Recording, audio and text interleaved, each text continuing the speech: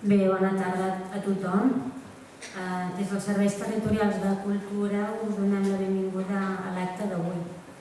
Primer de tot ens agradaria excusar la directora, la senyora Lourdes Malgrat, que avui no ha pogut venir amb nosaltres per un compromís que ha tingut sobrevingut. Enguany commemorem els 150 anys de la mort de Josep Anselm Clavé, que és una figura cabdal per comprendre la història contemporània de Catalunya. De pensament liberal, progressista, va dedicar la seva trajectòria vital i professional a portar a terme aquests ideals. Per aconseguir-ho, va exercir d'activista, de músic, de poeta, de periodista i d'empresari, tal com ens explicarà la nostra convidada, Carme Mas Morillas. La Carme és nascuda a Tarragona, és inspectora d'Educació, llicenciada en Pedagogia Terapèutica, en Filologia Romànica i Hispànica i en Filologia Catalana. Doctora en Filologia Catalana per la Universitat de Barcelona, ha publicat diversos llibres sobre Dolors Montserga i l'obra i l'època de Josep Anselm Clavé són part del seu camp d'estudi. Per cloure l'acte tindrem una mostra de cant coral per part de la Societat Coral L'Àncora, que volem comentar que el ressò del moviment coral impulsat a Catalunya per Josep Anselm Clavé es reflectia a Tarragona l'any 1862 amb la fundació de la Societat Coral L'Àncora, amb l'objectiu d'estendre la cultura i l'afició al cant coral entre les classes populars de la ciutat. Durant els darrers 164 anys, l'activitat de la Coral L'Àncora s'ha centrat principalment en el cant coral, en especial caramelles i serenates. Entre moltes distincions rebudes per la Societat Coral L'Àncora, cal fer esment a la medalla de plata al mèrit, concedida per la Diputació de Tarragona l'any 1960, el títol de Tarragoní Fidel l'any 1983, atorgat per Òmnium Cultural del Tarragonès, i la medalla d'argent de la ciutat l'any 1993. Sense res més a dir, que jo no... Segur que us estareu molt més tot el que us va la senyora Mas i la senyora de la Coral. Us deixo la vostra paraula. Moltes gràcies, Anna. Li he demanat al Joan que m'acompanyi perquè realment en sap més que jo, sobretot de tota la trajectòria de la Coral L'Àncora. Després ens en farà un tast, però volia fer una conferència sencera. Bé, moltes gràcies als serveis territorials per convidar-me. Aquesta conferència va néixer d'una conversa amb la directora, amb la Lourdes Malgrat. Deia, home, hem de fer alguna cosa de Clavé. Jo li vaig dir, home, jo sí que puc parlar-te de quina relació va tenir amb Dolors Montserga, que era el meu àmbit d'estudi. Doncs sí. Bé, no n'hi havia prou amb el que van, diguem-ne, amb l'amistat i amb la interacció que van tenir Dolors Montserga i Clavé. Però realment és un personatge molt interessant. 150 anys de la seva mort i 200 anys del naixement. Ja veieu que són 50 anys justos. És un home que va morir jove, va morir a 50 anys i va néixer el 1824. Si preguntéssim pel carrer qui és Clavé, o com a mínim se'ls hi sona el nom, en tot cas, a la nostra generació, que diuen que del 46 al 64, la majoria podem estar per aquí, som la dels boomers, segur que diríem que sí, i la dels nostres pares encara més, perquè Clavé és el nom, si més no, de nom, carrers, places, monuments. Potser després no saben a què respon aquell nom, però realment no m'atreviria a dir que és la persona més homenatjada a aquest nivell ciutadà, però Déu-n'hi-do, Déu-n'hi-do.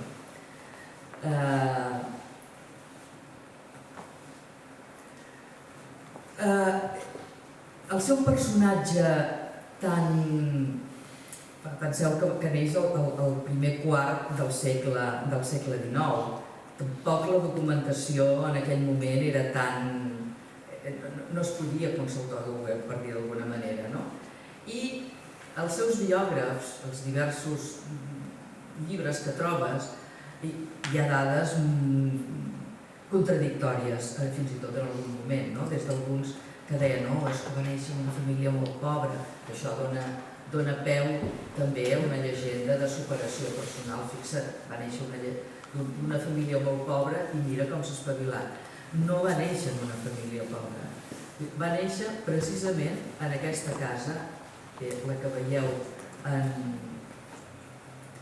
aquesta, era l'autèntica en el seu moment, però que havia estat al Palau dels Comtes de Santa Coloma. Per tant, no era una caseta qualsevol. El pare era un menestral, diguem-ne, de l'alta menestralia, tenia un bon ofici, un negoci de fusteria i de banisteria, per tant, no eren pobres de solemnitat, es guanyava bé la vida. La seva mare, per l'època, era una dona molt culta. Era una dona que sabia francès, que tocava el clavecí i, per tant, havia de venir. No es troben les dades de la família. L'Agnès Camps i Camps havia de venir d'una família que havien intentat cultivar-la, perquè l'analfabetisme en aquell moment era altíssim i sobretot en les dones. Per tant, va néixer en un ambient cultivat i relativament benestant. Amb el temps sí que el negoci familiar faria un crac i se'n van anar en una situació molt més precària. Aquesta casa, el 1916, es va tirar a terra i el seu nou propietari, que era en Manel Girona, que en tot cas us sonarà perquè hi ha un carrer a Barcelona, que era banquer, la va remodelar, ja veieu, d'una manera esplèndida, però va voler salvar la memòria d'aquell dia havia nascut Clavé, que és aquesta placa. Per tant, si avui passeu per aquest carrer que se n'hi havia dit del dormitori de Sant Francesc, que és avui el carrer Ample, tocant a plaça Medina Celi, trobareu la seva casa natal, diguem-ne, remodelada i reconstituïda. Com us deia, el pare tenia un negoci de fuster i aquest negoci cap als anys 30 va anar a la baixa. Per què? Diu que també potser es distreia massa en activitats polítiques i abandonava una mica el negoci. El cert és que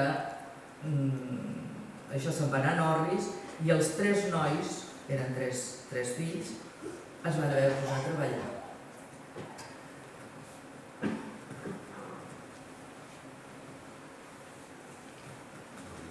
El més gran, un es va posar a treballar de tallista, talla de fusta, l'altre de cisellador de metalls i el Josepet, que així és com li deien, de torner.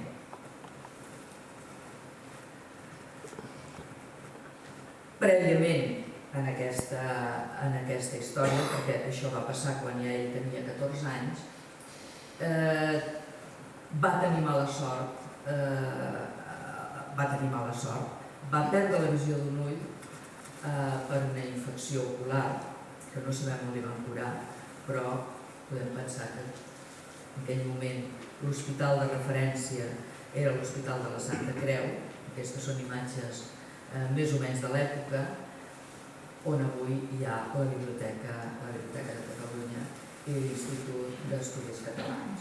Per tant, aquest és l'espai. Poca educació formal devia tenir, perquè clar, tenia aquestes dificultats, aquestes malalties, i sembla ser que la seva mare, a part de ser la primera mestra de música, doncs també en totes aquestes temporades que no podia anar diguem-ne a l'escola, va ser qui va anar treballant les seves competències, que diríem avui. I de música expliquen que, sobretot, el seu instrument estrella va ser la guitarra, però que tenia també nocions de flauta, de violí i de cello. A part que era un noi que, jovenet, jugant al carrer, tenia molt bona oïda i escoltava la música de les bandes militars, perquè penseu que casa seva estava d'alguna manera situada entre la Ciutadella i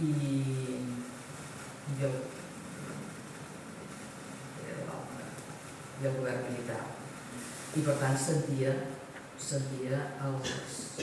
i feia jugar les criatures, anaven fent marxes i ella els ensenyava aquestes cançons totalment d'oïda. Les marxes feien desfilades.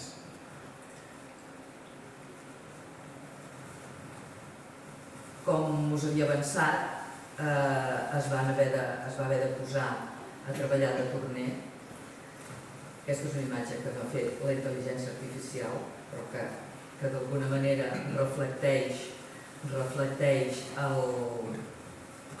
aquest ofici.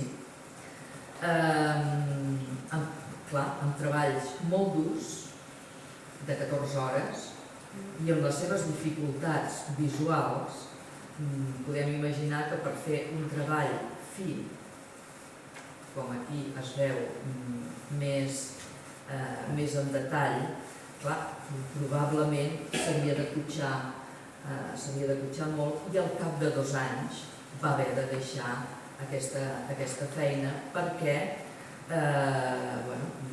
la seva salut se'n va ressentir. S'havia de guanyar la vida perquè no n'hi havia més. I la música, que era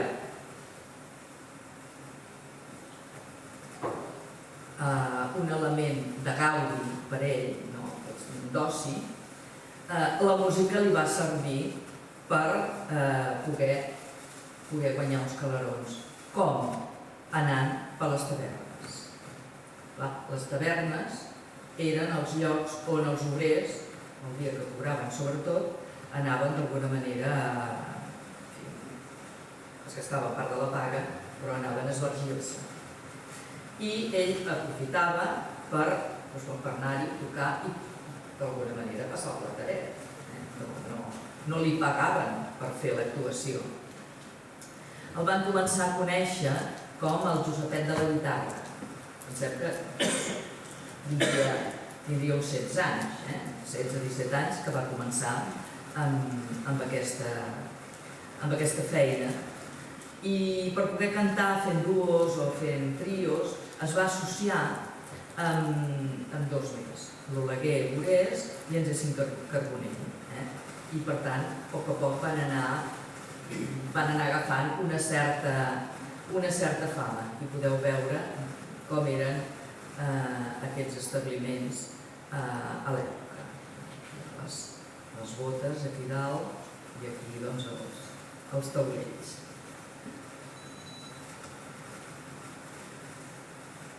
Per aquesta època fa furor a Barcelona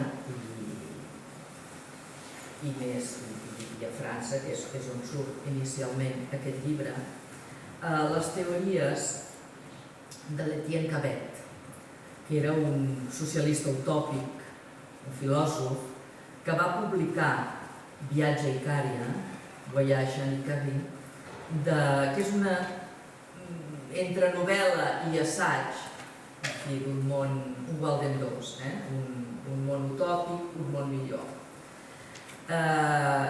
I a Barcelona s'hi van enlluernar personatges com Clavé, com Ildefons Cerdà, com en Narcís Monturiol, personatges que van tenir notable influència en el moment, units per aquesta idea d'igualtat. Aquest és l'Etienne Cabet i aquest és en Monturiol amb un retrat molt bonic del Ramon Martí Alsina.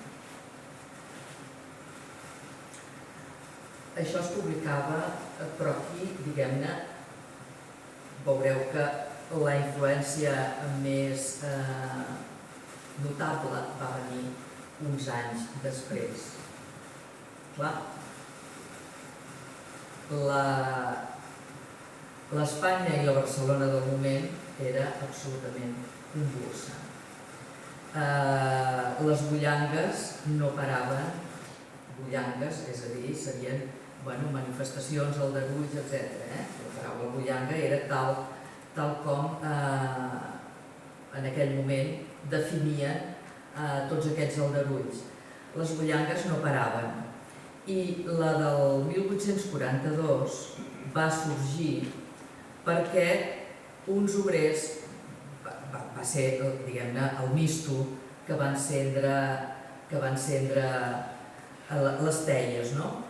Havien sortit a comprar vi i a beure fora muralla perquè era més barat. Que resulta que quan traspassaven, penseu que Barcelona encara tenia les portes, les muralles no s'havien enderrocat i entraven per les diferents portes. I aquests entraven pel portal de l'Àngel, però no van voler pagar els impostos, d'alguna manera, del vi que portaven. Aleshores es van esbatussar els obrers a cop de pedra i els altres amb baionetes o amb... Per tant, una batussa força desigual com solen ser. Aquesta bullanga del 42, que va servir per aglutinar tot el malestar contra el regent, contra Espartero, va acabar amb una revolta tal que des de Montjuïc es va bombardejar Barcelona. Aquest és un mapa que és gravat, que semblaria fet per un nano, es veu la trajectòria de les bombes i no sé si ho podeu llegir, però són els diferents espais que va tocar més significatius. Van ser gairebé 500 edificis que va rebre, alguns es van ensorrar i alguns altres, com el Saló de Cent de l'Ajuntament de Barcelona, va patir un incendi perquè també tiraven projectils amb foc, que li deien les bombes. Projectils incendiaris, bombes incendiàries, que els deien les bombes vermelles. Faig un incís i torno a Montserrat.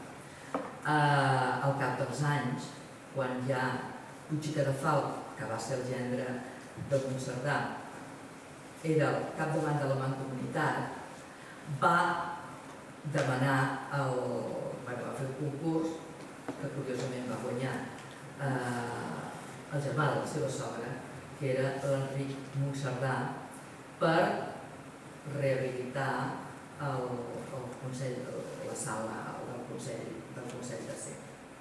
Tanco parèntesi. Barcelona bombardejada. Recordeu aquella història que diu que Barcelona l'haurien de bombardejar cada 50 anys, que es diu en aquest moment. Però se van acabar aquí els problemes. El 1843 hi va haver un intent d'assaltar la Ciutadella i aquí ja hi participa Clavé. Clavé tenia 19 anys i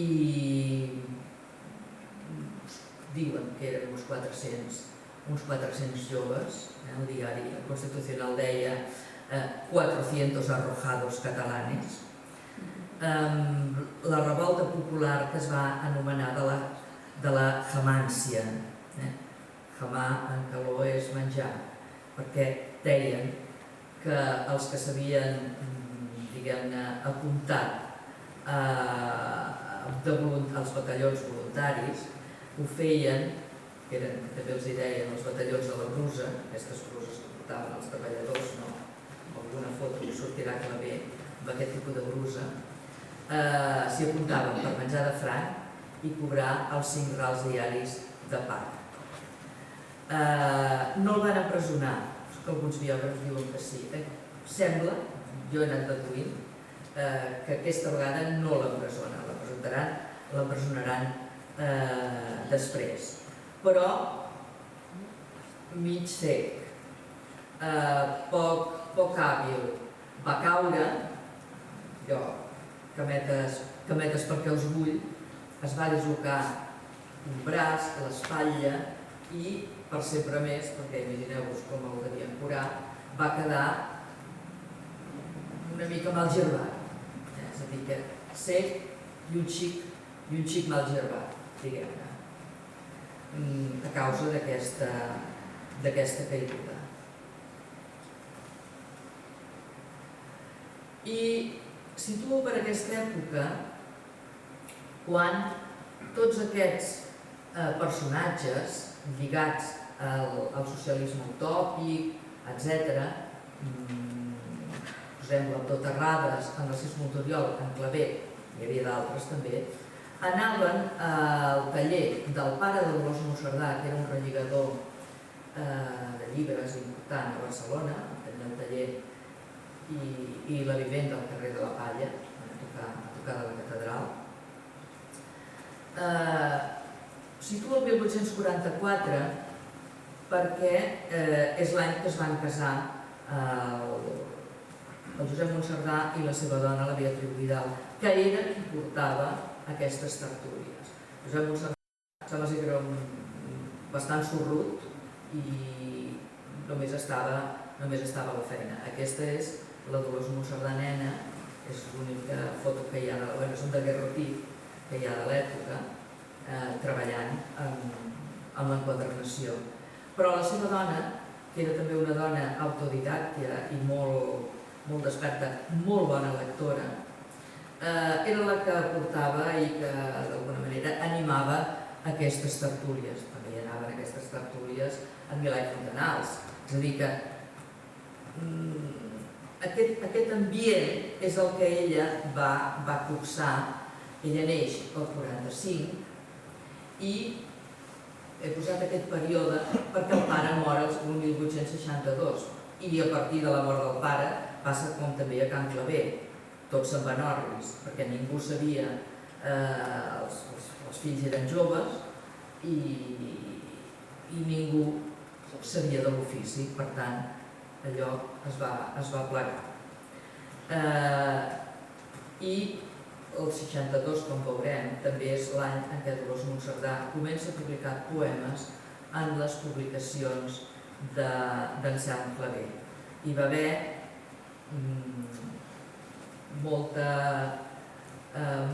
molt bon feeling. Clavé era com uns 20 anys més gran que ella, però entre l'un i l'altre, com us oferé alguns 5 cèntims. Per tant, entenc que no hi havia tertúlies mentre no entrava en joc, no va entrar en joc per la via del matrimoni la Beatriu Vidal.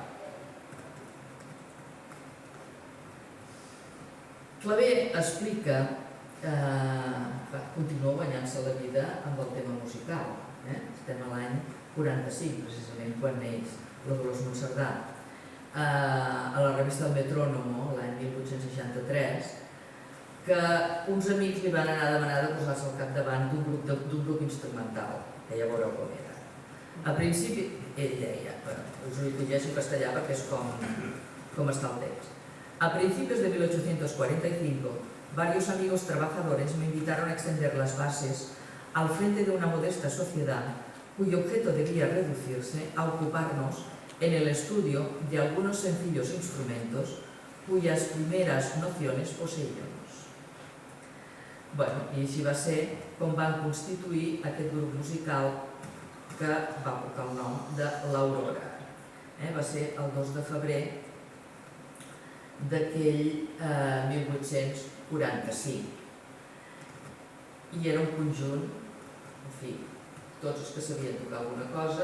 Jo, la flauta, doncs jo la bandúrria, la mandolina, la guitarra, els panderos, els triangles, esclar, no hi havia composicions musicals per aquesta diversitat d'instruments. I claver ja comença a fer els primers, ell diu, mis primeros ensayos musicales, és a dir, comença a fer, entenc que, petits arranjaments perquè allò, diguem-ne, sonés d'alguna manera una mica decent. I què feien? Doncs mira, organitzaven estudiantines, anaven tocant pel carrer o rondant alguna noia, no tenien cap altre objectiu. Aquest és els inicis, a part del seu inici individual amb aquella colla que anava en un trio i anaven fent, però aquí ja el venen a buscar perquè faci una feina amb un grup. Bé, i som al 45, més revoltes. La revolta contra les quintes, i aquí sí que serà empresonat. Sabeu que les quintes era el sistema de reclutament de l'exèrcit que consistia en un sorteig entre els Mossos i es decidia cada quan i quants se necessitava. Catalunya havia mantingut una excepció en aquest servei durant el segle XVIII, d'alguna manera com un reducte de les lleis perdudes el 1714, un petit privilegi. Però quan el 1833 mor l'últim rei absolutista, el Ferran VII, es va iniciant un procés de transició i l'any 37 s'instaura aquest procés de reclutament, el 1837. En aquesta norma s'instituïa que es podia redimir, podies rescatar un noi prèvio pago. Per tant, això és que s'ho podia permetre, els rics. I d'alguna manera era el substituir el que hi havia, una aristocràcia de sang per una aristocràcia de diners. Hi va haver aquestes revoltes i aquí sí que el van enganxar i va anar a petar a la Ciutadella. Va estar empresonat. Recordeu que hem parlat de l'Etienne Cabet. Qualla, ell havia fet, diguem-ne, havia començat la seva ideologia a plasmar-la en el Voyage en Italie el 1840 i aquí és el 1847 que comença a quallar aquesta idea. Clavé i Montoriol creen una publicació que es diu La Fraternitat i publiquen en fascicles el Voyage en Icària, traduït al castellà. I, a més, van donant compte que el projecte barceloní de la nova Icària és precisament on, també es diu Icària, l'avinguda d'Icària, era el Poble Nou al costat del cementiri del Poble Nou, que li van acabar canviant el nom.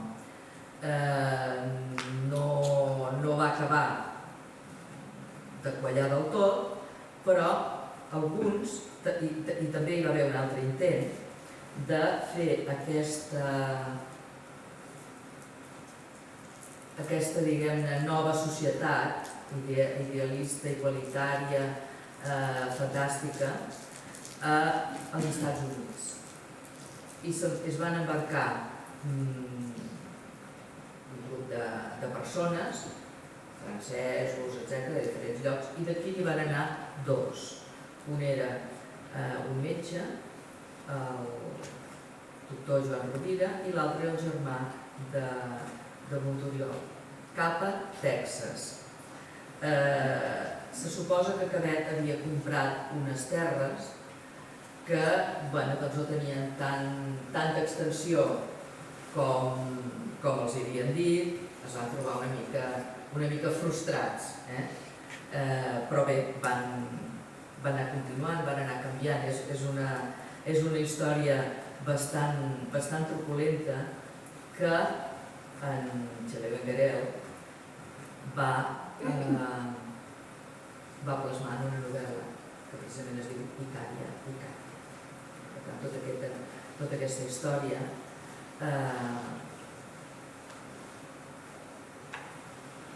està aquí. Es pot, diguem-ne, veure novel·lada en aquesta novel·la. I això és com ens veien, és el mapa polític. L'he posat perquè, com que realment és curiós, estem al 1850 i aquest és un mapa polític que defineix perfectament quina és la situació. Tenim, no sé si ho veieu massa, però en aquest cercle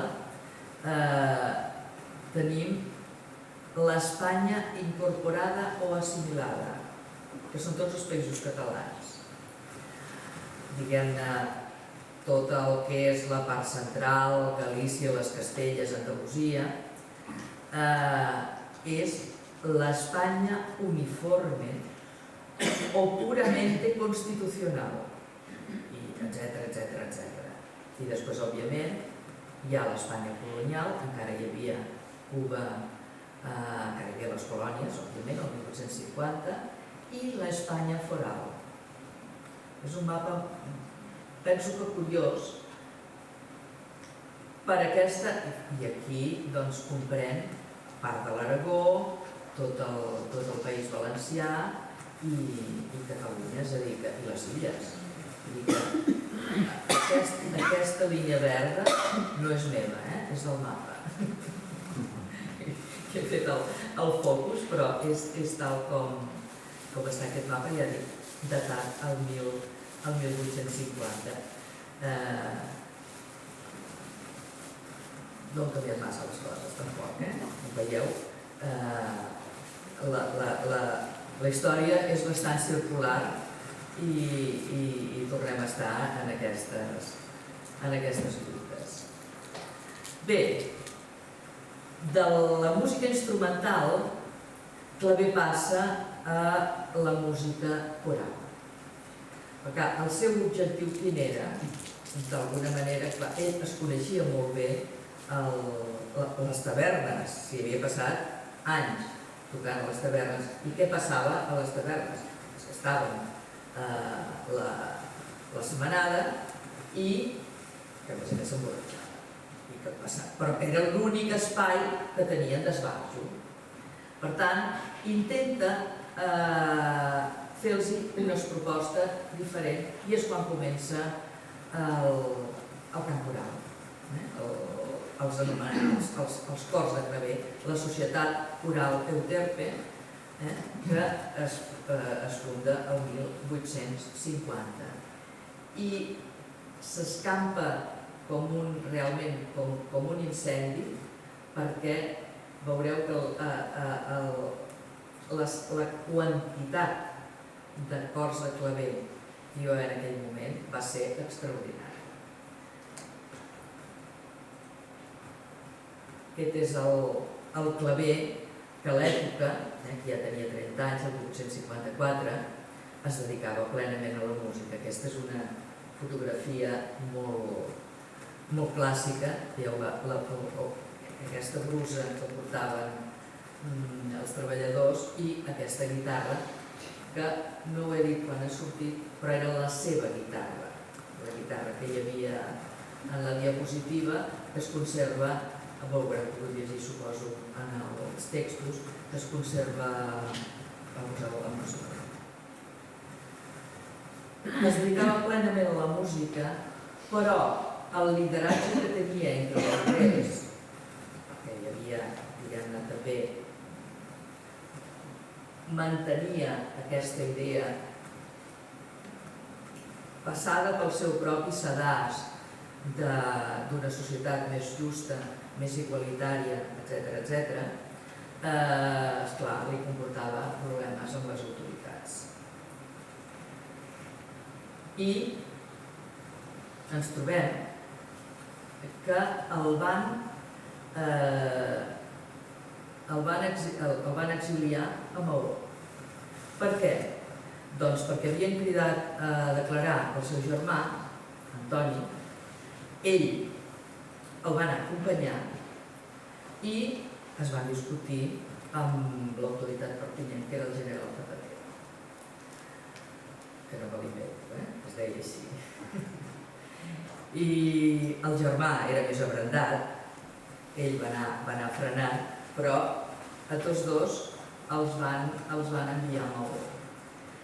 I de Maó estant van demanar d'alguna manera clemència a l'autoritat pertinent. Això passava, aquesta instància que fan ells és del 5 de juliol del 56. Per sort tenim molta documentació arxivada a l'Arxiu Nacional de Catalunya i arxivada amb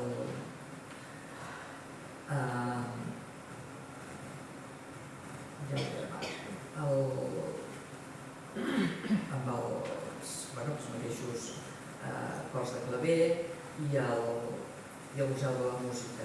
És a dir, que hi ha força documentació d'ell, moltíssimes partitures, evidentment, però el que és interessant també són aquests documents més vitals.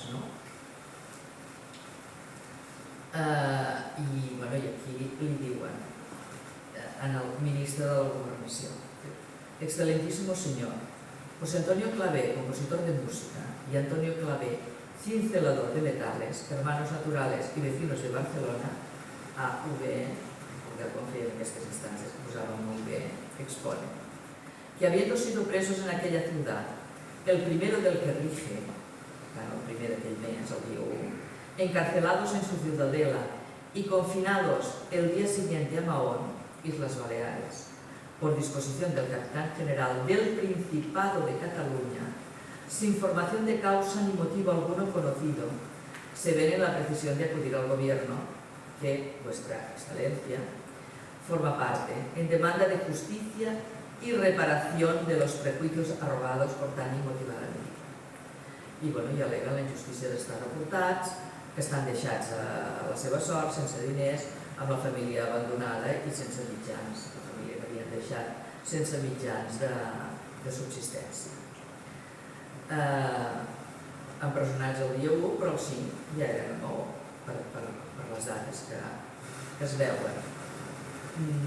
Van acabar tenint resposta al mes de setembre per part del governador militar, els va concedir la llibertat per anar a Palma i posar-se a disposició del capità general de les Illes. Sembla que encara no podien tornar a Barcelona, però ja els va treure de Maó i els va portar a Palma.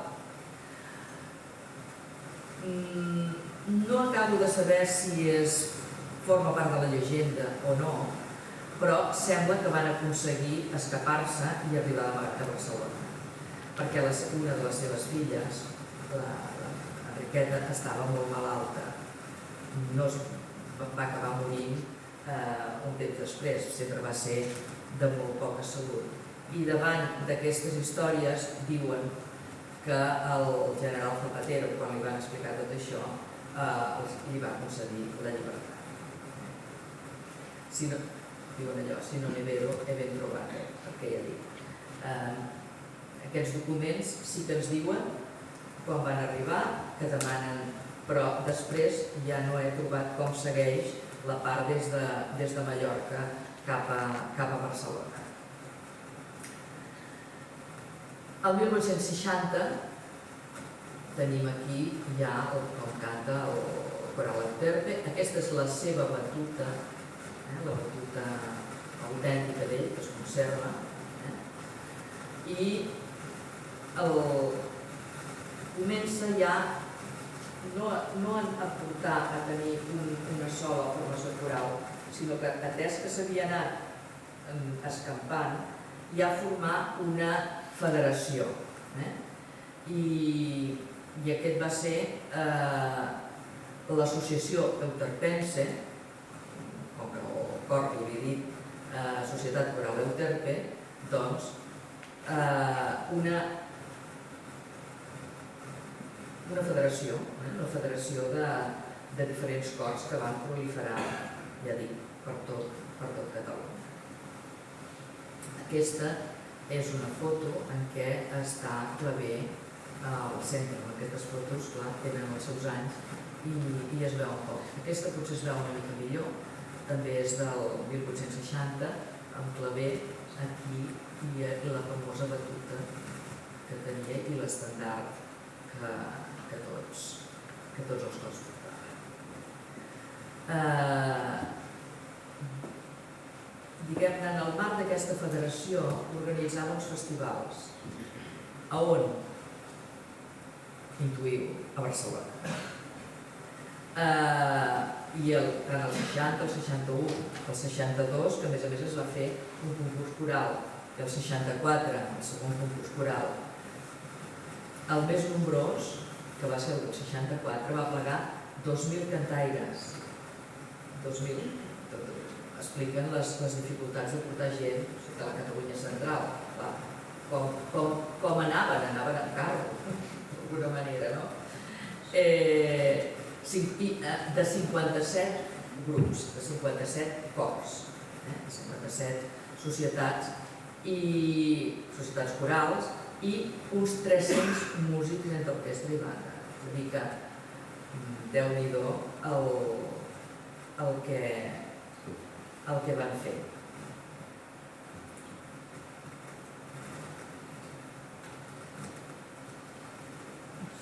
Mireu, aquesta és una... No hi havia data, però és una salutació, una felicitació de la Societat Coral Àncora. Per tant, vosaltres, els antecessors van fer-li Claver. Li he posat que això havia de ser del 62 al 64, perquè, si el Joan no em desmenteix, el cor havia d'estar fundat, hi ha dades que és el 62, perquè el 64 ja participa en aquell festival. Funda el 60, el que passa que les primeres actuacions es fan al 62. Possible que hi hagi això. El que passa que hi ha molta cosa històrica del cor, molta paperassa que s'ha perdut. Aquesta està al Centre de Documentació de l'Orfeó Català, perquè clar, li van adreçar amb ell. Ja veieu que és el postal de l'època. Actualment, si vulgui consultar l'arxiu, està amb l'arxiu municipal. Està molt bé, perquè és una manera de que... Però el tenen catalogat? Sí. Fantàstic. És l'única manera que no es perdin les coses. Després d'aquest detallet, anem a veure quines coses més passaven per aquells anys. La revista dels cors de Claver es deia Eco d'Euterpe. Era una coseta molt senzilleta que hi posaven els programes que es feien en els jardins dels Camps Elisis, que avui, òbviament, això estaria a la zona que és el Passeig de Gràcia, més o menys. I el director era Ceferino Tresserra, que és un altre dels icarians, és un altre dels personatges interessants de l'època. I aquí ens trobem amb una carta d'aquest Ceferino Tresserra a Dolors Monserdà, responent-li a un poema que ell havia enviat, perquè aquests fulletonets, que tenen un paper fi, una cosa que els que es conserven s'han de tocar de mira amb toquis, també s'hi publicaven poemes o s'hi publicaven petites narracions o fragments. És a dir, que a part de posar-hi el programa, que avui es cantarà això, es tocarà allò altre, etc., hi posaven diferents autors i publicaven. I Monserdà, el 1862, per tant ella, just l'any que mor el seu pare, que ella tenia uns 17 anys, devia enviar un poema precisament adreçat a Clavé, en castellà, perquè totes aquestes publicacions sortien en castellà. Y el Ceferino Tresserra le contesta y le dice: me quedo con sus versos de usted, que se insertarán en el eco de Euterpe, no por delicadeza mía, ni por compromiso hacia usted, sino por merecérselo ellos. Bueno, me alegro de todo corazón que el primer canto de usted que verá la luz pública se lo haya inspirado la clase obrera. Es tan digna de que toda alma buena y generosa suspire por ella. ¿Quién sabe si ella y con ella todos los que sufren hallarán algún día en usted un adalid de su causa y una propagadora de sus derechos? Això d'alguna vegada va ser premonitori, perquè realment Dolors Monserdà, i torno a fer un incís i no us tornaré la tabarra amb aquest tema, va acabar tenint una gran sensibilitat diguem-ne pels obrers, per les obreres especialment, i va fundar un sindicat d'obreres de l'Agulla, patronat, perdó, no era sindicat, era patronat, el patronat d'obreres de l'Agulla, el 1910, i aquí estàvem el 1862, però aquesta sensibilitat que va tenir en aquests primers moments la va acompanyar al llarg de les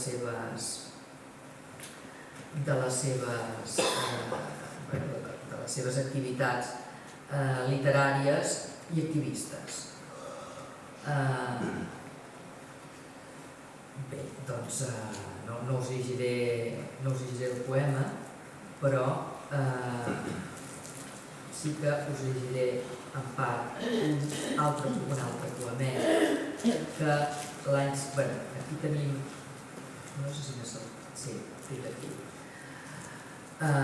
Mortalitat infantil, estava a l'Ortodologia, i un dels fills de Clavé va morir el 1863. Monserdà, també a l'Eco d'Euterpe, li dedica un poema. Era molt habitual trobar poemes dedicats a persones, a esdeveniments de persones i a la mort de criatures n'hi ha moltíssims.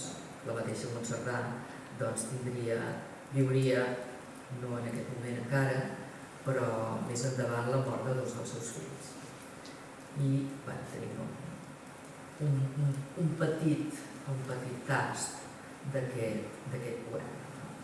¿Por qué, sañuda, la implacable muerte, tu corta vida, bella flor temprana, tronchó con furia insana? ¿Por qué, cuando la suerte venturosa a tus padres sonreía, te arrebató iracunda su ternura, robándoles la paz y la alegría? Tots aquests poemes van així, no? Això era el 1863.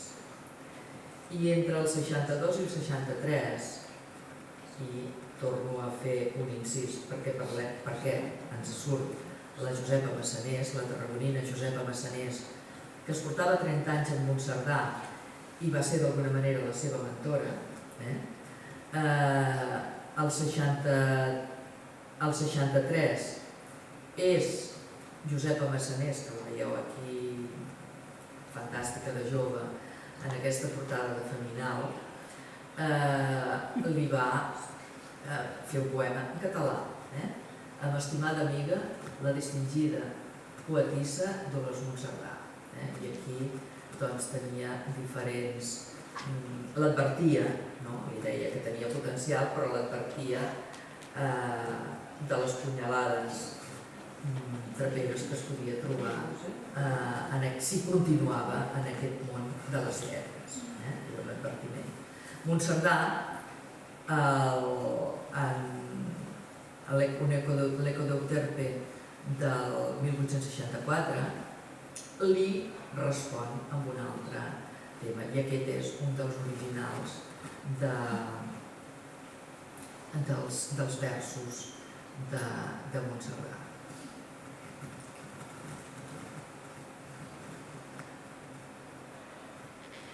Un altre més endavant, el 64, li dedica un altre poema a Clavé, també sempre fent molta incidència en aquesta feina que feia amb els obrers.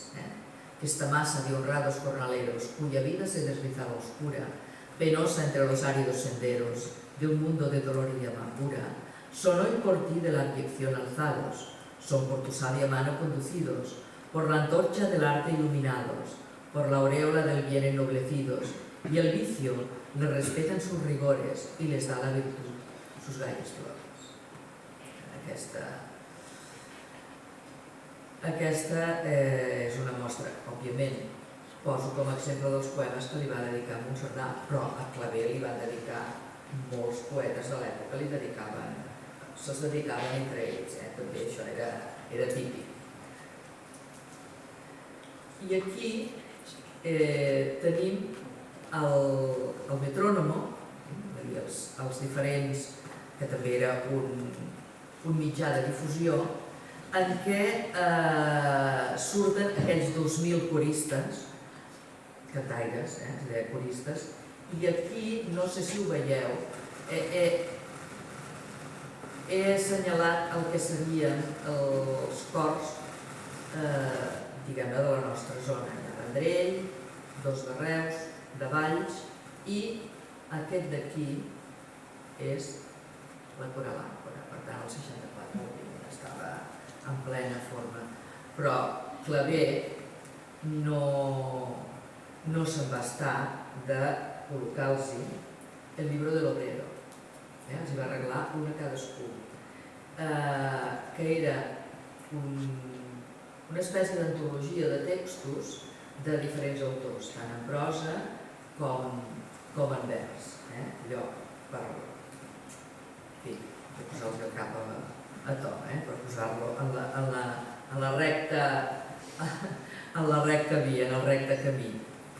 Aquests festivals, ara veureu un gravat preciós també, en els Camps Elisis, la quantitat de gent que hi ha i aquests edificis on feien les actuacions. I a més és interessant. No sé com anem de temps. Està malament. Bé, anem avançant. Aquest és un document que he posat també per indicar aquesta interacció que tenia Clavé amb la zona. Aquesta és una carta al nou director del Centre de Lectura de Reus de l'any 65. En algun moment, no sé, és del 16 d'agost del 1865, el Francesc Cauner, que la seva vida activista li portava problemes i li va portar tals problemes que va tenir una nova deportació, però curiosament els deixaven triar on volien anar deportats. Diu, habiendo dispuesto el excelentísimo señor capitán general en orden que hoy me comunica, que salga usted inmediatamente de esta capital y del Principado de Cataluña. Le prevengo que se presente sin demora en la acción de vigilancia de este gobierno a recibir la cédula de vecindad para el punto que elija, en la inteligencia de que si no cumple esta orden y permanece en cualquier parte de las 4 provincias, será prendido y deportado a Fernando Po, según lo acordado por la propia autoridad. Això era l'agost del 1867. La seva opció va ser Madrid i allà va tornar a ser detingut i va ser empresonat en aquesta presó, que era la presó madrilenya del Saladero. La seva dona i les dues filles s'hi van traslladar i aquella Enriqueta, que ja estava tan delicada quan ella estava a Maó, va morir a Madrid. Va morir a Madrid i per la influència dels amics que tenia allà, que van influir en el govern, perquè l'anaven a deportar a les Filipines, finalment va poder sortir i assistir a veure morir la seva filla de 14 anys, a la qual Montcerdà també li va dedicar un poeta. A la temprana muerte de mi bella y querida amiga, la joven señorita Enriqueta Clavé. Aquest és l'autògraf de l'autor. I arribem al 1868. Estem a l'inici del sexenni democràtic, el sexenni revolucionari. Aquesta és una caricatura del general Prim amb els seus companys, el general Serrano i Tepete, que subhasten la corona espanyola després de la revolució. Es va dir, se la va anomenar la gloriosa.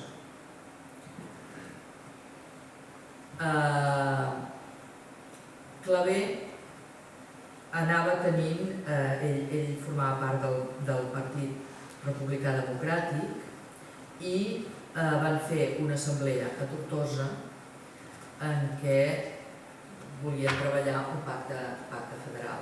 I aquest pacte del 1869, ell hi era present. Les indicacions que trobo d'aquesta fotografia, però no sé si són realment, diria que per les indicacions que hi ha, Clavé és aquest que he posat aquí dintre d'aquest circulet. Però, com tantes altres coses, senyor Nevero, ben trobat, el cert és que hi era. Diu, si és el número 3, és el tercer, començant per l'esquerra de la primera filera d'homes. Clar, depèn de com mirem de l'esquerra i de la dreta, amb els problemes que jo sempre tinc amb la lateralitat. Per tant, m'ha semblat que era aquest.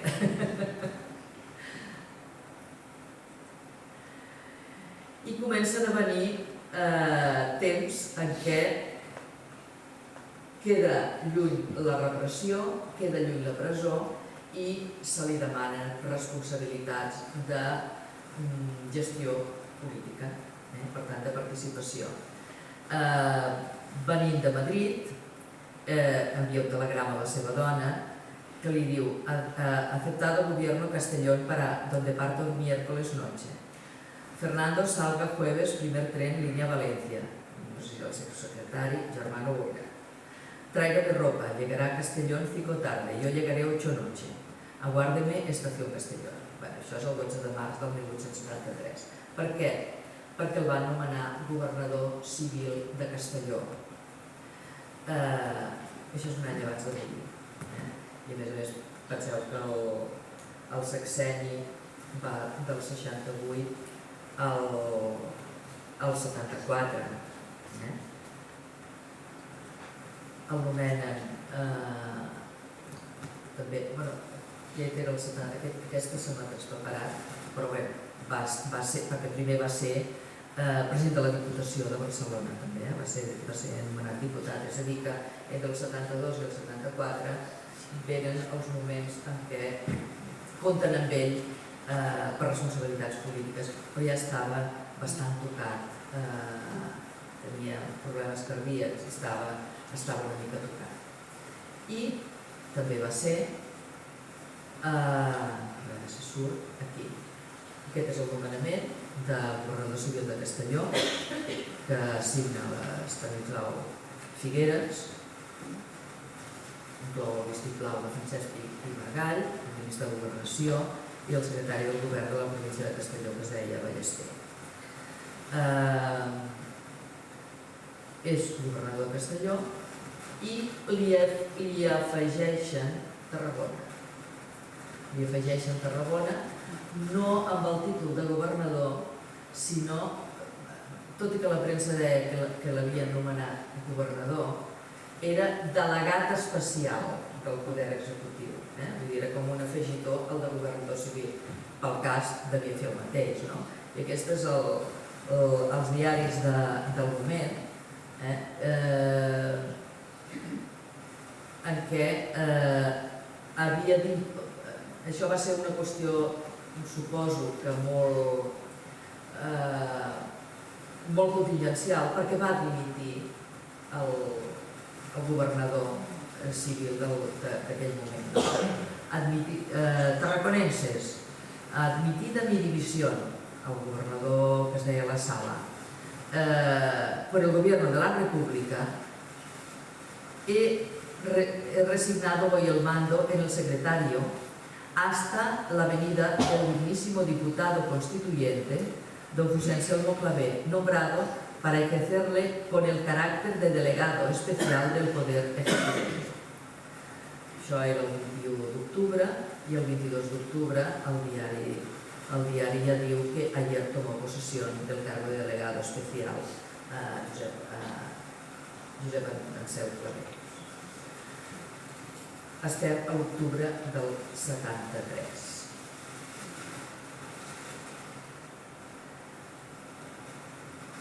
Aquí especifiquen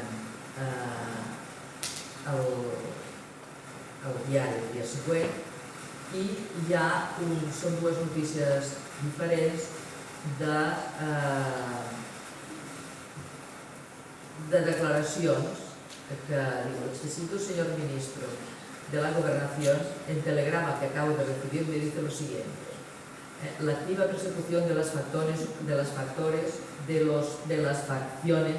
obliga a los insurrectos a presentarse a indulto en varias provincias.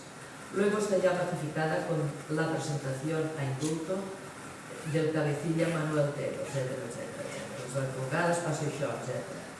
I aquí, doncs, una altra notícia de novembre que diu: "Las noticias que se reciben del norte confirman la derrota de los carlistas en el encuentro con las fuerzas del general en jefe, habiendo tenido 36 muertos y considerable número de heridos y prisioneros".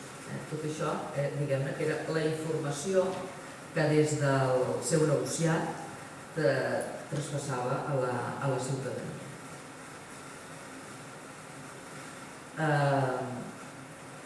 La família s'havia traslladat ja a Barcelona, en una casa al carrer Xuclà. Aquesta és la seva cèl·lula d'empadronament. I acaba dimitint. Dimiteix el gener del 74 perquè no es troba. El senyor Clavé, gobernador civil d'esta província, que no ho era, era allò altre més llarg, però era més fàcil de dir-ho així, presentó ayer la división de su cargo y salió para Barcelona. Le acompañaron a la estación algunos amigos suyos y varios diputados provinciales. I el 8 de gener, el mateix 8 de gener del 74, diu: "Han sido repuestos el ayuntamiento y la diputación provincial que había antes de los actuales. También ha sido nombrado gobernador interino de esta provincia el simpático y dignísimo brigadier señor Serrano Acebrón.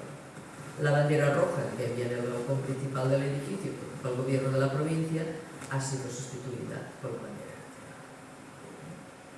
I aquí s'acaba.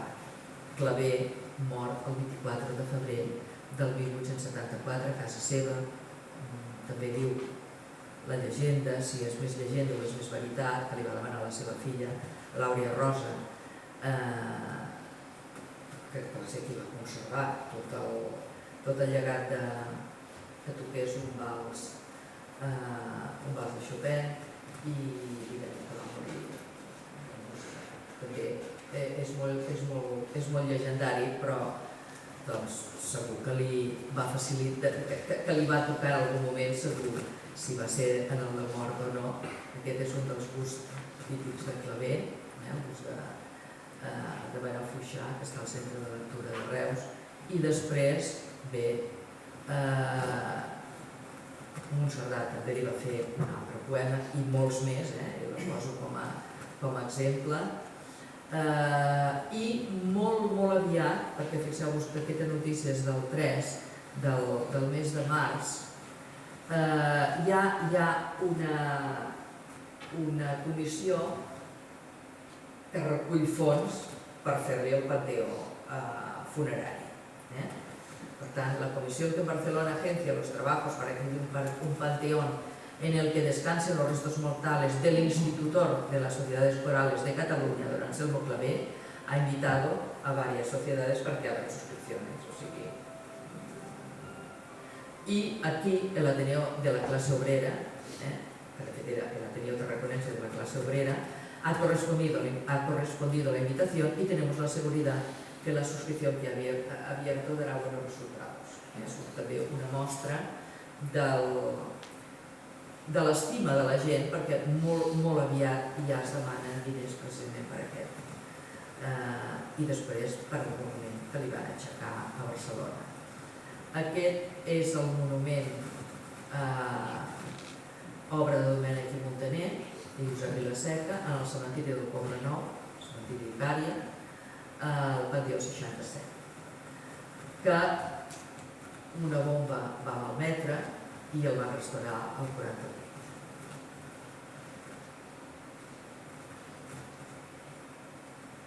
Anys següents, doncs aquí ja veiem el monument, el famós monument que hi ha a Barcelona, l'homenatge que se li va fer l'any 33 multitudinari, membres de les entitats corals a la Rambla de Catalunya i altres. Aquí, per exemple, són els castellers que li ofereixen uns pilars i ja només per anar, aquesta és la placa commemorativa que hi ha a la casa on va morir, al carrer Xuclà. I aquest núvol de ciutats, i n'hi ha més, on hi ha plaça, hi ha carrer, hi ha algun monument a l'autor. I, home, no podíem oblidar el monument que a Tarragona el 1960 se li va fer i que ara el tenim gairebé, no sé com dir-ho, però molt abandonat. Està a la plaça Ansel Clavé. L'acte, en aquell moment, l'alcalde era Rafael Sant Romà, i fixeu-vos que hi havia també com un petit estand amb flors. Ara passaré una altra imatge perquè es vegi aquest relleu que es titula Nina, que és el Salvador Martorell, i la llegenda que hi ha sota d'un salze assentada una nina, trena joiosa somric cabell d'or, en son mirall fresca front cristal·lina, són sus adornos violetes del bosc, que és d'un poema de Clavé. I aquesta és la situació aquesta ara, i aquell glamour que tenia aquell. Doncs, en el millor dels casos, algun dia la terra pot estar net.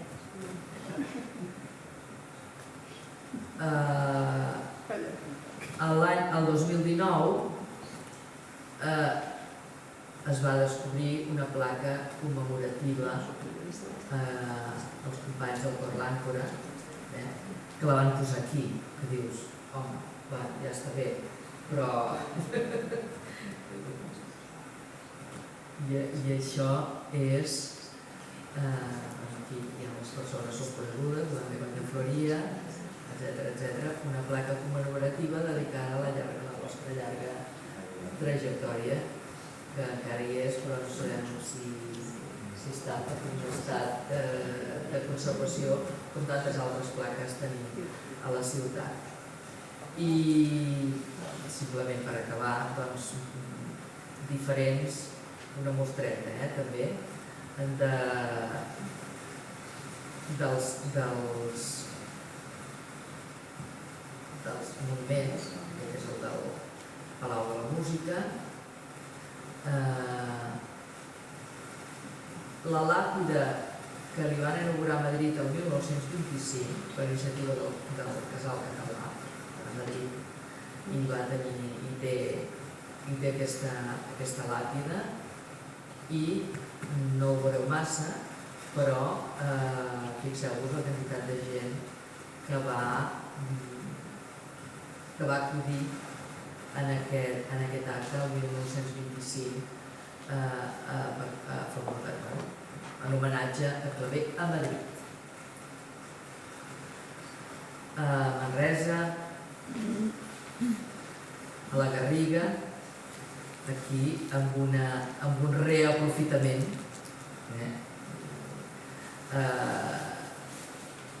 també homenatjant aquest, li van posar aquest davant com si fos una bústia de correus, però també erigit, dedicat al mestre Antoni Planes.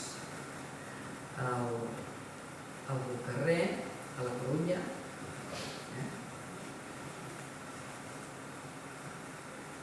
a Martorell,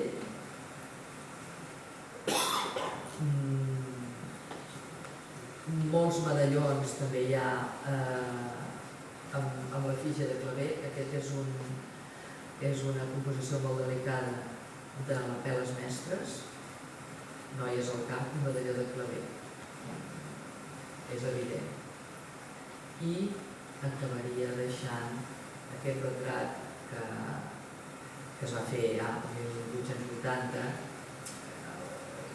el Ramon Martí Alsina, també hem vist el retrat de Montoriol abans, de Josep Anselm Clavé, que si no ho veig malament ha d'estar penjat a la Galeria de Catalans Il·lustres de Barcelona, perquè fixeu-vos, aquest és el que té aquí l'escut de Barcelona. I ara li passo la paraula espero no haver-vos avorrit massa, li passo la paraula a Joan, perquè és la memòria històrica del Cor l'Àncora, i ja tinc l'amabilitat d'acompanyar-me al costat d'aquesta estoneta. La veritat és que m'ha agafat en mossari, però bueno. A veure, el Cor l'Àncora es funda el 1860, realment, amb un magatzem de pesca salada, i estava en una de les caixes de fusta estampat el nom en verd d'Àncora, d'aquí ve el nom d'Àncora. En realitat, assajaven quan acabava la jornada laboral, al mateix magatzem es reunien, primer eren els treballadors portuaris, perquè era l'època d'exportació de pesca salada i de vins, era el famós Reus París-Londres, també era d'aquella època, i assajaven fins que es cansaven. Després ja van passar a altres indrets, fins a l'any 30, que s'inaugura la cooperativa, i allí fan estada durant molts anys. Hi ha l'anècdota que els veïns a l'estiu sortien al balcó a sentir assajar el Cor l'Àncora en aquell temps. Després ha tingut diverses vicissituds. El Cor l'Àncora, el primer desplaçament que va fer va ser anar a Barcelona, que va guanyar el campionat que hi havia de Camp Coral. Va ser l'introductor del Camp Coral des de Tarragona. Com hi va anar? No hi havia ferri, van haver de fer el desplaçament en vaixell. Ara, al Cor l'Àncora, portem també el més important va ser que ha viscut les tres grans guerres, entre elles la civil, en el qual assajaven, i quan sonava la sirena dels bombardejos s'anaven a assajar al refugi. Després hi va haver un cantaire que va estar condemnat a mort, en Josep Maideu, per qüestions polítiques al temps, perquè era republicà. I va haver la gran sort que la seva dona es va trobar una pulsera i va donar la casualitat que era de la dona d'un falangista. i allò li va servir per commemorar la pena de mort. Són petites anècdotes. La realitat, per què havia viscut tant de temps al Cor l'Àncora? Doncs per una cosa molt senzilla. Ha tingut dos directors fonamentals. El Daniel Mestre, que va estar 41 anys dirigint l'Àncora, i ara actualment a la Civil Cívica en porta bé. Això ha fet que gràcies a aquests dos mestres la vida de l'Àncora i la fidelitat dels seus cantaires doncs hagi pogut arribar als 165 anys que farem l'any que ve. Per tant, ara estem en un moment molt dolç, tenim un Cor l'Àncora que més que cor és família i afortunadament a dins de Tarragona el cant coral ha anat creixent. Què va fer? Va treure la gent de les tavernes que aquí a Tarragona també hi havia i senzillament la plaça Calé, aquest poema que està al monument, que és un tros de les flors de maig, doncs Calé què va fer? Ell anava amb un taller i veia com treballaven el taller i sobre el componia. Clar, les peces de claver són molt llargues, duren 15-20 minuts i estan desfasades actualment perquè el món evoluciona molt ràpid. El mateix feia amb les flors de maig, amb els pescadors i sobretot amb els xiquets de Valls. Ell no havia vist mai un castell, gens que van a Valls, i llavors la famosa frase que encara s'utilitza avui dia, força equilibri, valor i seny. Claver ha sigut una peça bàsica.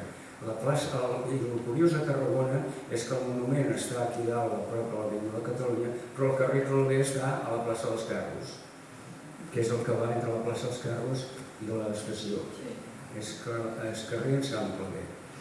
Per tant, Claver ha fet una obra que és impagable, perquè treure la gent d'on la va treure i intentar culturitzar-ho, i després, afortunadament, s'han anat formant altres entitats corals, doncs la cultura ha pujat. I avui nosaltres, com ens van convidar, els oferirem 3 peces que són refrescants. Una és la nit de Sant Joan, encara que estiguem al novembre, l'altra la senyora de la Cine, i acabarem amb el meu avi com a cant final. I agrair moltíssim a la senyora Carme Mas i a tots vostès que hagin deixat una mica d'espai del seu temps a vindre a sentir i a saber sobre l'obra d'en Sant Claver, que és molt, molt important, sobretot pel món rural. Moltes gràcies.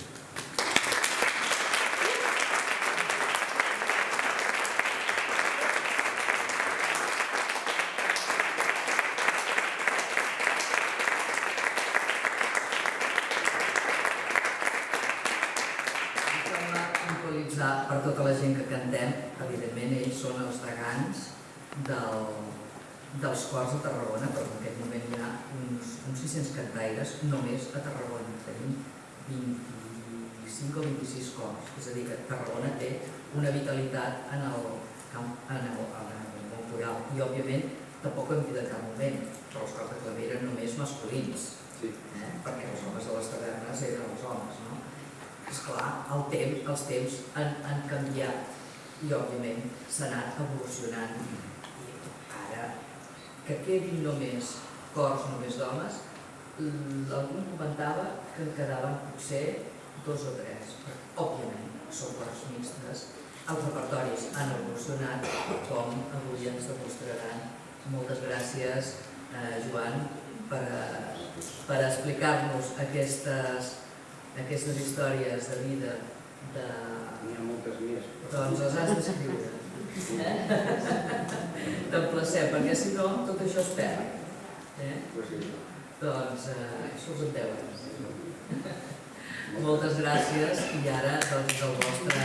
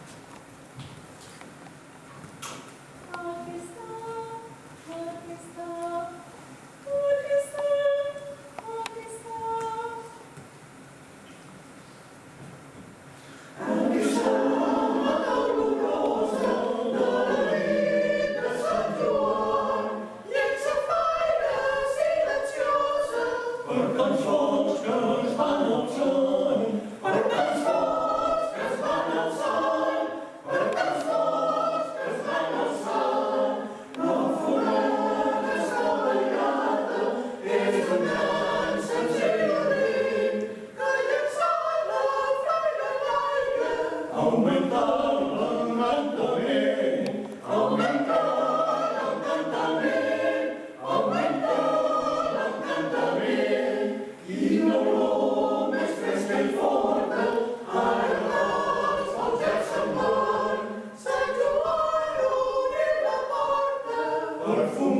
de llevant,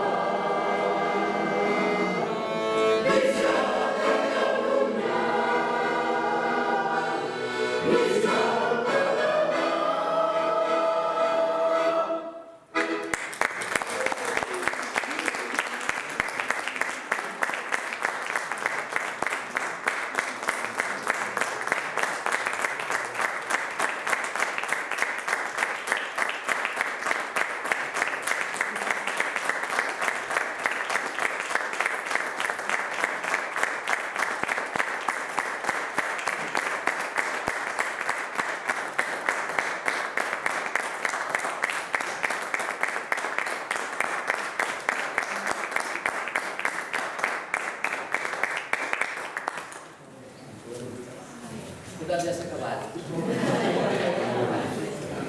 Molt bé, moltes gràcies. Fet fantàstic.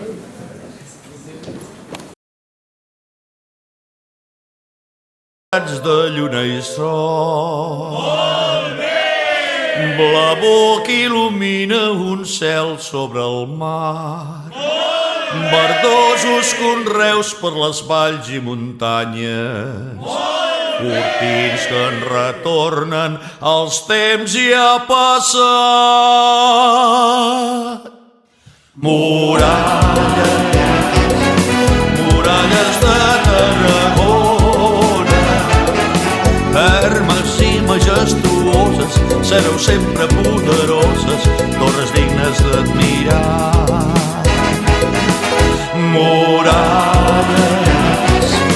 Muralles de Tarragona, fortalesa d'un imperi, sou esguard de noble història de la terra corre